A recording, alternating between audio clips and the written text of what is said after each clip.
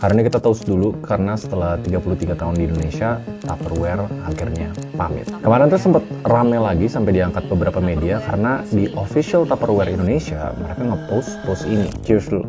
Gue nggak tahu ini maksudnya bagus atau jelek ya. Karena di sini selain dari sejarahnya, dan gue udah pernah bikin di 2 video ini, anggap ini video tutup buku untuk ngejelasin semua dampak yang terjadi di Indonesia dan kira-kira efeknya apa ke ekonomi, customer, sama brand-brand lokal atau brand asing yang nanti bakal ngambil tahtanya. Dan ada pelajaran bisnis yang penting banget yang menurut gue wajib gue ulangin, karena ini pun bisa berlaku untuk kalian yang lagi jalanin UMKM. Tapi biar kalian nggak ketinggalan, kayak banyak film, harus ada recap dulu. Karena alasannya mereka buy dari Indonesia itu nggak sepenuhnya tentang Indonesia. Kita bahas alasan utamanya dulu.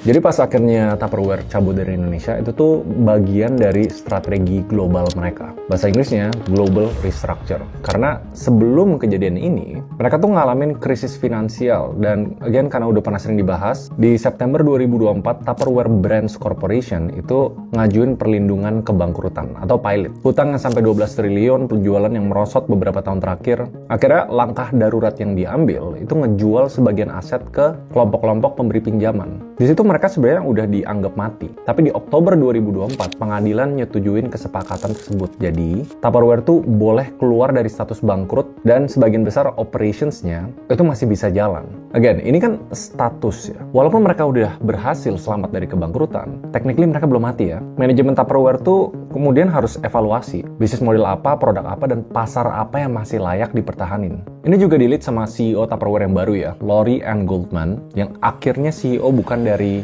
background direct selling. Dia punya 2 strategi penting. Satu, pas dia udah rebrand nih, menurut gue brand Tupperware tuh keren banget sekarang. Fresh, millennial, Gen Z banget. Dan seluruh dunia tuh menurut gue penasaran, what's next? Karena akhirnya nggak jadi mati nih. Jadi CEO-nya decide ada 2 strategi. Satu, ke anything digital, e-commerce dan teman-temannya. Kedua, kurangin bergantung sama aset fisik setelah restructure.